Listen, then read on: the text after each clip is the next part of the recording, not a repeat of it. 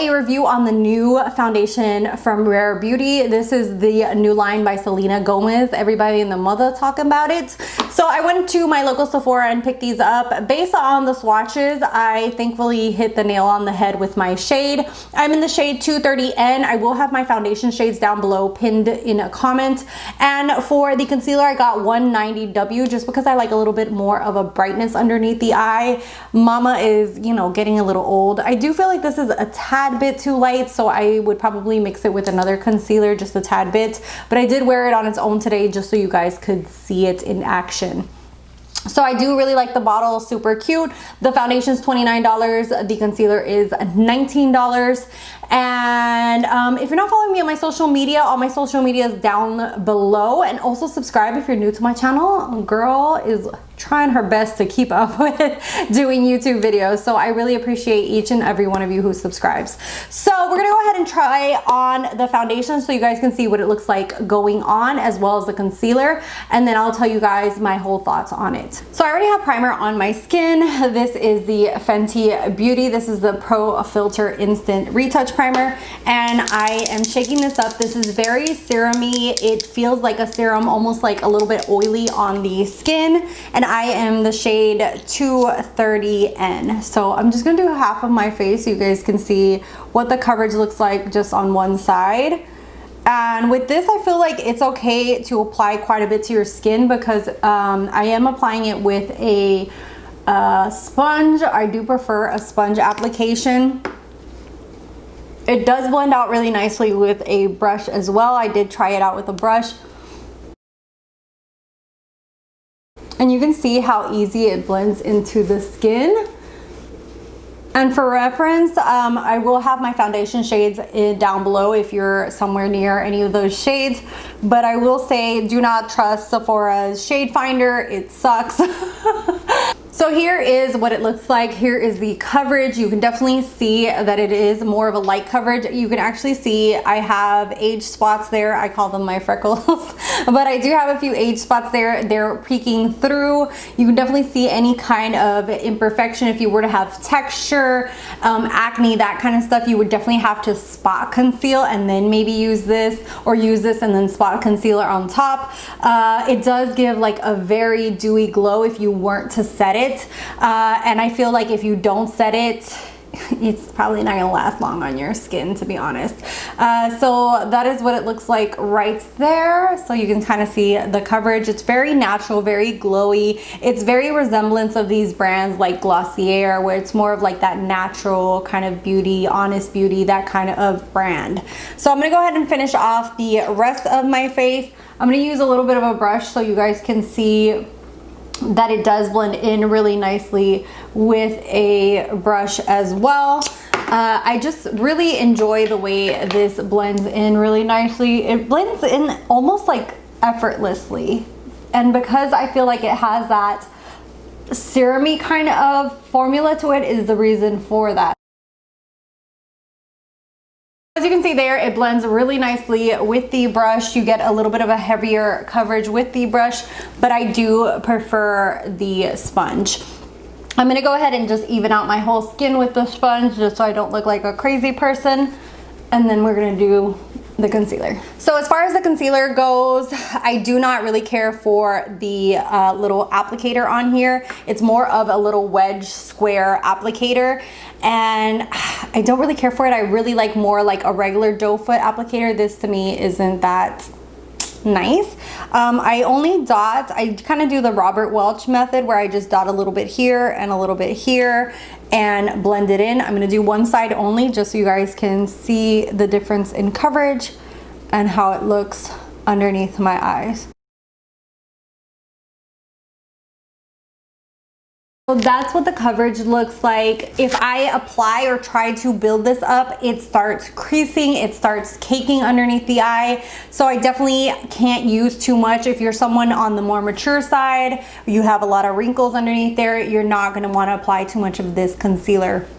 I tried that the other day and literally had to wipe it off.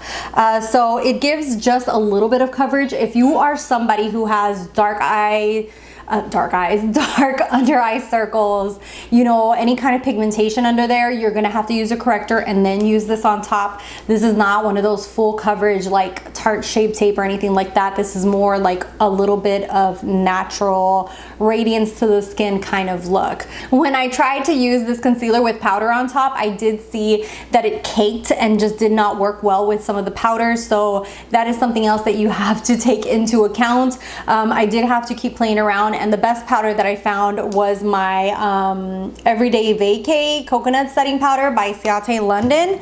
They have an under eye powder that is amazing, and this one was really light, and I just put the tiniest amount underneath there to set it. So I'm gonna go ahead and set it for you guys so you guys can see what it looks like. And like I said, I just put the tiniest amount. And I do feel like if you don't sit it, it's not gonna last under there because it has that dewy kind of consistency to it. It does pick up really easily and like can transfer and move. So I'm gonna finish off the rest of my face and just give you guys my final thoughts. You can see on the application, this foundation is definitely very dewy when applied. If you don't set it, I feel like this is just gonna transfer completely off your skin. If you have oily skin, I definitely recommend a mattifying primer and powder to set this.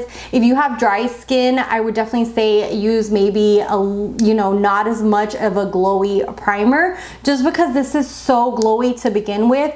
As you can see on my skin right now, I don't know if you guys can tell, they're on my forehead and everything. It's already getting a little glowy on my skin, and I've only had this on for the last 3 or 4 hours. This foundation definitely is something that transfers.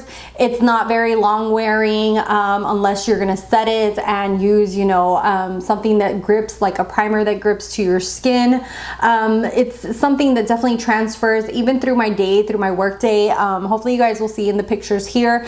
From the beginning of the day, it looks just beautiful, but then as the day went on, you could definitely see where it transferred from my forehead and just like disappeared. So that is just something to take into account. I feel like this kind of foundation that's a serum-y foundation is better for winter months.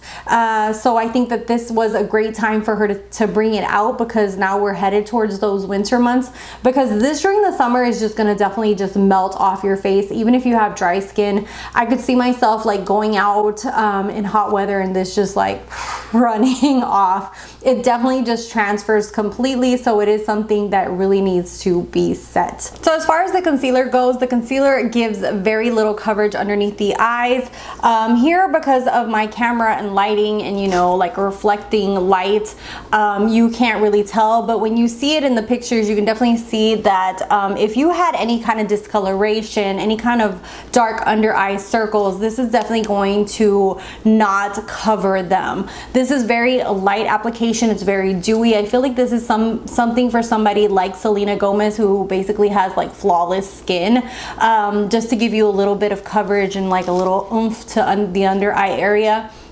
Another thing is that I try to build this up and it just kind of cakes and just does not look right, and you can't use too much powder either, because it does definitely just kind of settle into all the different lines and stuff. So I do recommend setting this with a very light translucent powder, something that won't cake up too much. If you use something a lot heavier to go underneath your eyes, I definitely feel like this is going to just cake and just accentuate a lot of those lines. I felt like the first time I used this, I tried to build it up and it actually made me look older, and I did not like that whatsoever. So I kind of used the Robert Welch method, just a dot here and here, and then blend it out and then set it very lightly.